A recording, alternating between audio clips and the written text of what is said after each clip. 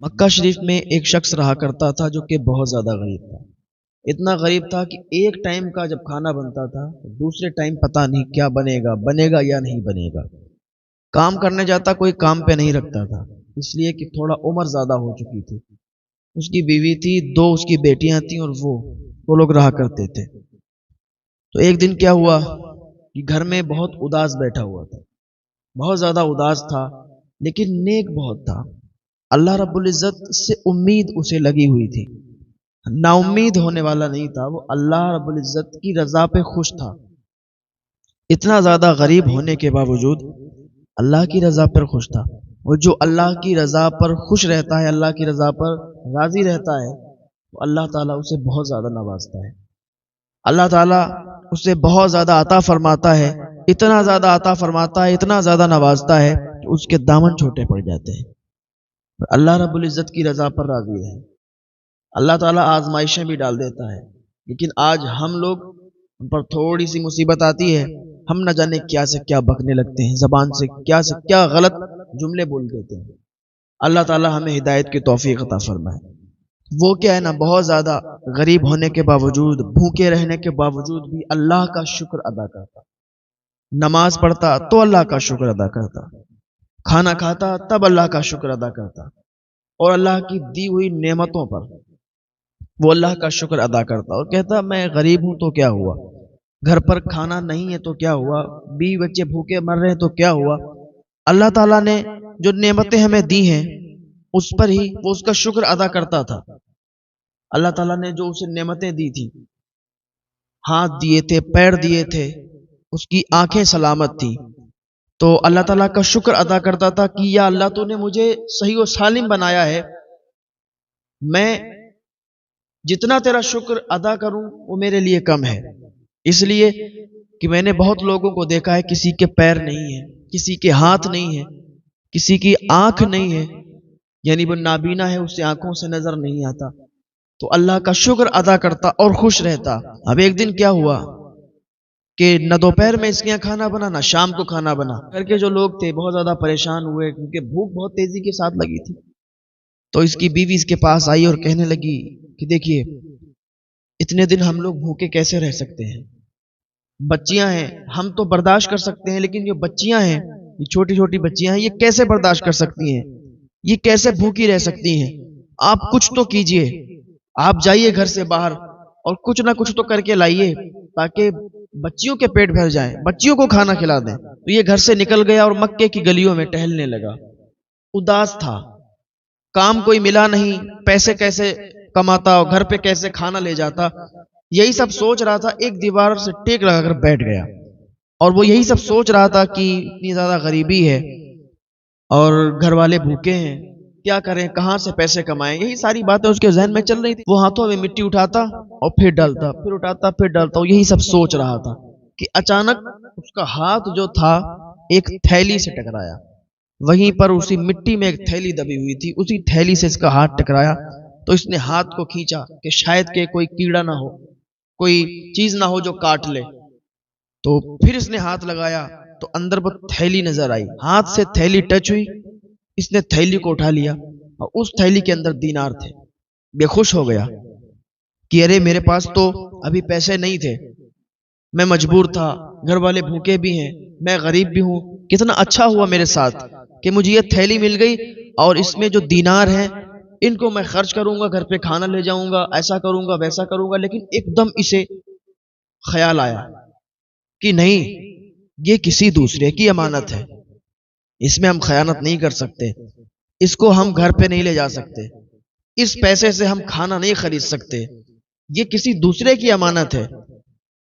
اس نے اپنے آپ کو سمجھایا کہ خوف کر اللہ رب العزت سے، تجھے ڈر نہیں لگتا اللہ رب العزت سے، تو پرائے مال کو کھانا چاہتا ہے، پرائے مال کو خرچ کرنا چاہتا ہے۔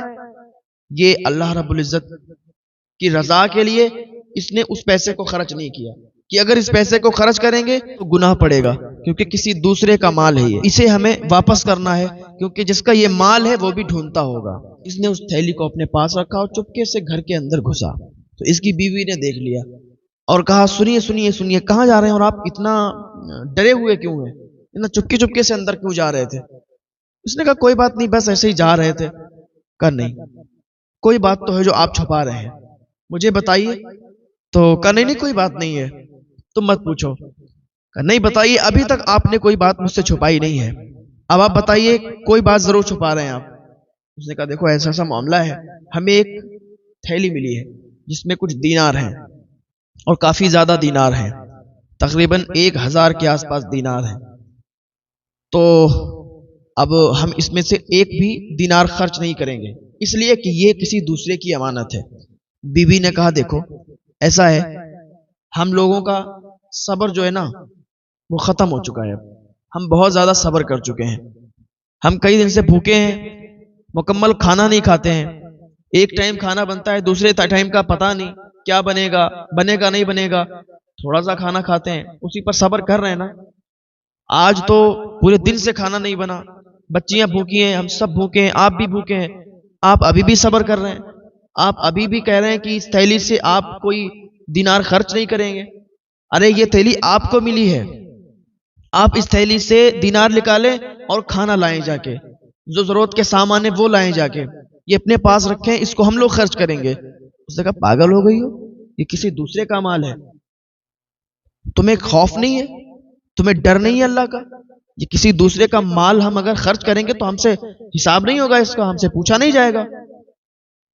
تو بیوی کہنے لگی آپ ذرا ٹھنڈے دماغ سے سوچیں، یہ اللہ رب العزت کی طرف سے ہمیں ملا ہے، ہم اس کو خرچ کر سکتے ہیں، ہم اتنا زیادہ غریب ہیں، اتنے زیادہ ہم اس ٹائم مفلسی میں ہیں، فاقے ہو رہے ہیں، کھانا نہیں کھا رہے ہیں، بھوک لگی ہے، تو یہ تو ہمارے لیے ویسے ہی جائز ہو گیا۔